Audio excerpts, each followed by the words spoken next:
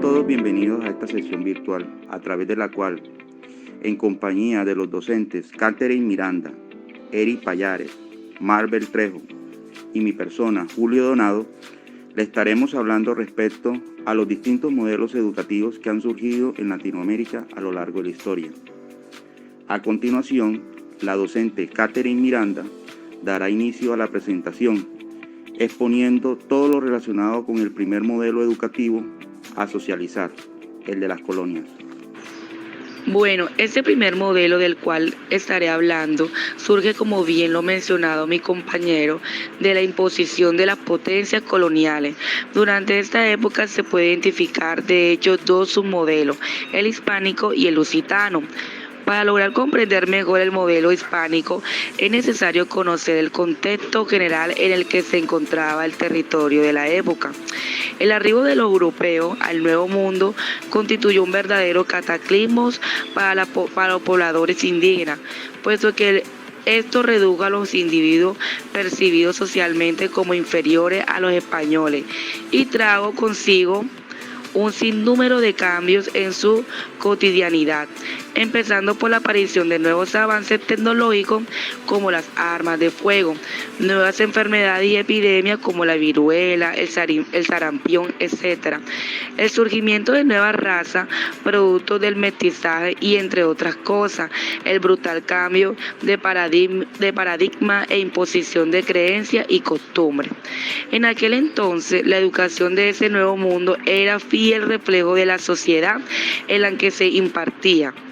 Permaneció aristocrática y dirigida a una clase social muy selecta, los españoles y los mestizos de clase alta. Sin embargo, dado que la iglesia era la principal institución educativa y lo que buscaba era evangelizar a los indígenas, a ellos se les llegaron a impartir igualmente lecciones con notables tintes religiosos y evangelizadores. Aunque no tienen acceso a las escuelas, a lo que los nobles sí podían asistir, en este punto de la historia se puede mencionar nombres de personajes que jugaron un papel fundamental en dicho proceso formativo, como lo son Pedro de Gante, Fray Bartolomé de las Casas, Vasco Quiroga, Juan de Zumarraga, etc. Ahora bien, en lo que respecta al modelo colonial brasileño, también conocido como modelo lusitano, se tiene que no difiere mucho del hispánico. En esta la educación igualmente estuvo a cargo de la Compañía de Jesús, por lo cual su principal función era el catequismo. Además, el acceso a las escuelas también estaba restringido y se buscaba por medio de la evangelización reducir al máximo la cultura de los indígenas. A continuación, mi compañero Eri continuará hablando un poco de respecto al modelo educativo de la Ilustración. Gracias, Catherine. En cuanto a la educación durante el siglo de las luces, se tiene que ésta se caracterizó principalmente por su espíritu modernizador, aunque aún con algunos marcados tintes tradicionales. En Latinoamérica, la educación tomó en aquel entonces características de la corriente ilustrada de España, así como también influencias francesas e italianas. La reforma sugerida o reclamada se centraban en torno a una política educativa y cultural que, llevarse a cabo, modificaría hábitos y valores, lo que permitiría asimilar innovaciones. Los ilustrados entonces estaban convencidos de la necesidad y de la posibilidad del progreso, de la felicidad, la libertad y la utilidad. Estos objetivos en los que la educación desempeñaba un papel sobresaliente. Por otra parte, de este sector poblacional, la educación era concebida entonces como un vehículo de afianzamiento de la autoridad real, supuesto clave del despotismo ilustrado. En Latinoamérica, durante este siglo, el clamor de los países era el mismo: acceso a la educación, implementación de educación para diversificar la economía, para una mejor administración, para mejorar las costumbres, etc. Y el mejoramiento de las condiciones del país y el aumento de la felicidad de sus pobladores. En este punto de la historia ya se estaba cayendo en cuenta de que el modelo colonial en todos los aspectos requería una reestructuración administrativa para adecuarlo a los nuevos tiempos. Se dio entonces la creación de nuevos virreinatos y luego de intendencias.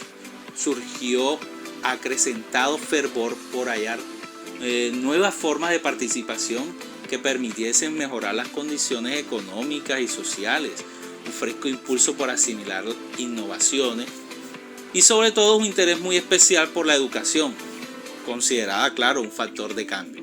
Finalmente, durante la Ilustración, el fervor catequístico decayó en la formación académica, se renovó el entusiasmo por la actividad educativa y se le atribuyeron diferentes objetivos propios de este nuevo modelo. Se crearon establecimientos de enseñanza inspirados ya en otro espíritu, sobre todo práctico, enriquecido además por una modificada extracción social. Se instaló entonces una nueva ideología que dispuso de nacientes instrumentos, entre los cuales surgió un excepcionalmente importante, la difusión del libro. Ahora bien, a continuación, la docente Marvel ampliará esta parte de la exposición presentando sus planteamientos sobre el modelo educativo del periodo de emancipación. Perfecto. Bueno, como resultado del proceso independentista, surgen diversos movimientos y migraciones que fortalecieron muchos procesos. Entre estos se puede destacar la permanencia de la sustentación de ideas e ideales sociales, la transformación del interés particular en el bien común, la conversión de las necesidades y conflictos individuales en fenómenos grupales, y el paso del ciudadano fiel a ciudadano activo y dinámico. Además, durante este periodo, se buscó constantemente la participación de la comunidad en todos los procesos educativos, así como los cambios de actitud y aptitud ante las diversas situaciones que surgían alrededor de los ámbitos educativos. Se motiva la libertad, la igualdad y la justicia. Los movimientos políticos transforman los modelos adaptados en una metodología ejemplificadora, donde la sociedad cumple un papel protagonista. En este sentido, la imprenta, los libros, las bibliotecas y el periódico se convierten en el arma más importante para la defensa de los saberes en esta etapa. Apropiarse de los conocimientos a pesar de las marcadas dificultades económicas de este siglo y los pocos recursos con los que los maestros contaban para llevar a cabo los proyectos. Es aquí cuando el papel del maestro se constituye en una imagen formadora y de lucha que promueve la libertad y el orden. La construcción de nuevas bibliotecas hizo posible que se expandiera en todo el territorio el gusto por las letras y el propósito religioso que de la mano busca formar individuos con valores y principios de enseñanza, lo que día a día da como origen el modelo de enseñanza mutua de Lancaster, donde los individuos, de manera colaborativa, impulsaron el sostenimiento de sus escuelas y reconocen el papel del Estado en la educación. En Colombia, Santander impone por su parte el método lancasteriano por decreto el 3 de octubre de 1826 y se promueve la escuela lancasterista. Fue una de las iniciativas que tuvo su origen en Inglaterra en la Revolución Industrial y Agrícola, con el fin de arraigar los temores de una sociedad violentada y golpeada por los estragos de la guerra, y así superar los conflictos internos y externos que dejaron estas disputas. Es cuando la educación llega a protagonizar y solucionar muchas dificultades. Se desarticula de la política y el desorden económico con el surgimiento de la escuela pública, siendo la oportunidad de salir adelante y edificar nuevas ideas, nuevos mundos, en búsqueda de la libertad, no solo del cuerpo, sino del alma y el espíritu. Los múltiples encuentros políticos y diversas teorías emancipadoras generaron muchos abismos sociales. La verdadera alianza estaba encaminada en el deseo de fortalecer el sentir del pueblo y generar en ellos la necesidad de liberación, con lo que cada uno lideró espacios de conciliación y libertad constitucional. Finalmente, en lo que respecta a la educación en la época de liberales y conservadores, se sabe que, primeramente, en los liberales se refiere a la escuela era la alternativa institucional para la difusión del conocimiento, valores, actitudes, entre otros. Los ideales liberales conducían a la educación en la influencia del clero en el campo educativo. Sus políticas eran contrarias al valor absoluto y se mantenían que ésta debía ser gratuita, obligatoria, con base en lineamientos científicos y laica, por lo que la Iglesia debía permanecer separada del proceso de enseñanza-aprendizaje.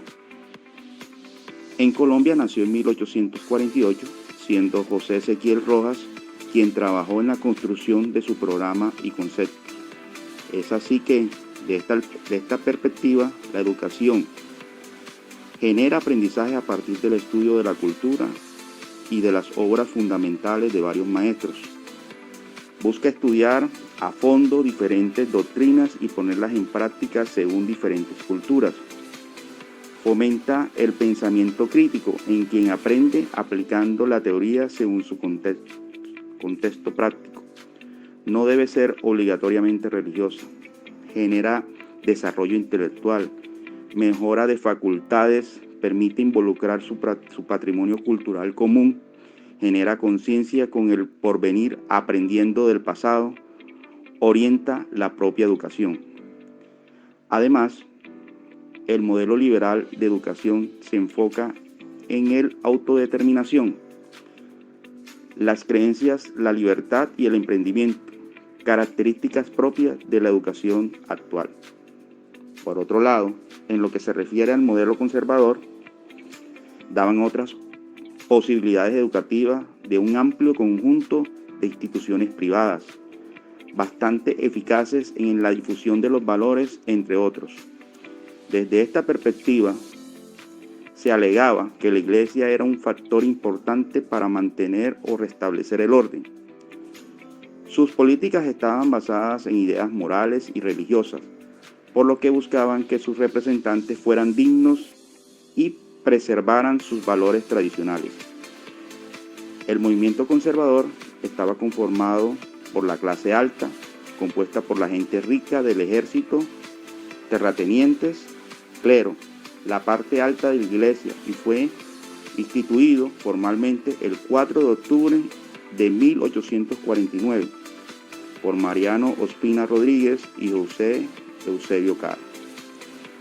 Para los conservadores, la Iglesia lo era todo, y la única religión permitida era la católica.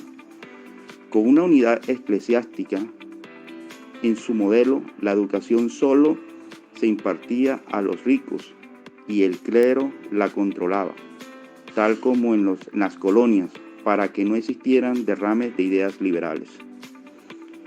En este modelo educativo se busca conservar los valores.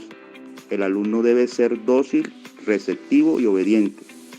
Los maestros son la autoridad, imparten conocimiento y las reglas. Los alumnos tienen la libertad de aprender, son libres de buscar por sus propios medios los recursos necesarios para adquirir un conocimiento y pueden aprender por la experiencia. Los alumnos pueden trabajar en colaboración con otros alumnos. Los docentes son flexibles. Se buscan formar la inteligencia del alumno. Se adecúan las estrategias de enseñanza.